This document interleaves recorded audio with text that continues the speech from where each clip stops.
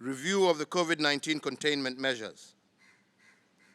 Recognizing that the strategic and timely interventions initiated from last year to mitigate local community transmissions of the coronavirus have been largely effective in managing its impact on the lives and livelihoods of our citizens, our healthcare systems, and the economy in general.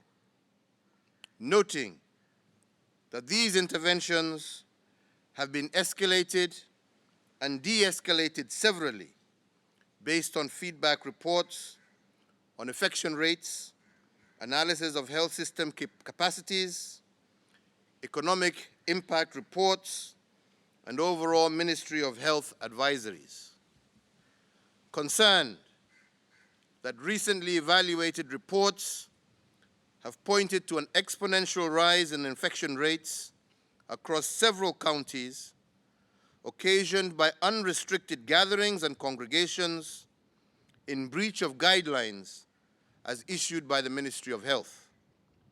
In particular, 18 counties have recorded a positivity rate above 20%, and over the last week, the following counties have recorded a positivity rate of above 30%.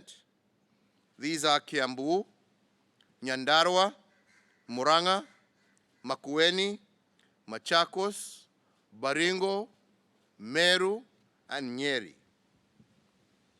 Aware that epidemiological studies and models indicate the presence within our borders of the Delta variant of COVID-19, which is more communicable and acute, and that super spreader events are likely to further imperil public health, and exacerbate the COVID-19 situation in our country,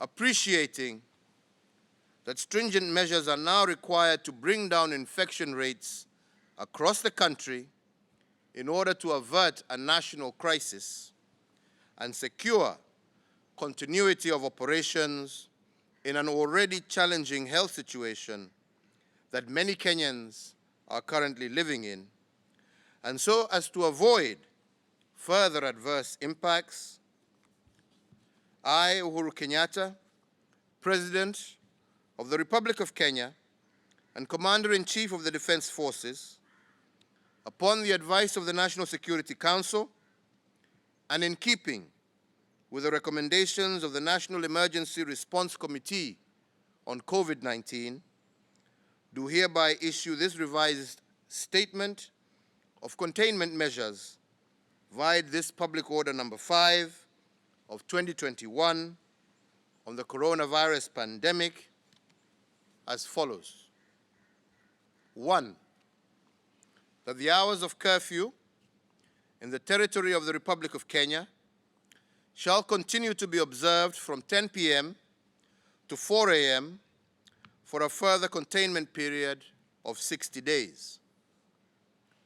Consequently, the differentiated curfew hours and specific restrictions for the previously identified COVID-19 hotspot zones of Kisumu, Siaya, Homa Bay, Migori, Busia, Kakamega, Vihiga, Bungoma, Kisii, Nyamira, Kericho, Bomet, and Trans Nzoia counties are lifted, and these counties will now observe the nationwide curfew prescriptions as specified herein.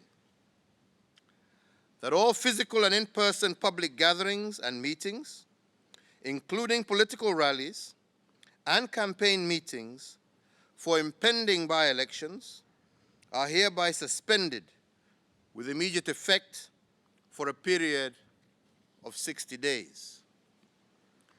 That all other social gatherings, including weddings, celebrations of marriage or traditional unions, ceremonies of rites of passage, funeral or cremation ceremonies, and or other similar events or ceremonies shall strictly be attended by immediate family members, and at any rate, adhere to the 100-person attendance limit as prescribed.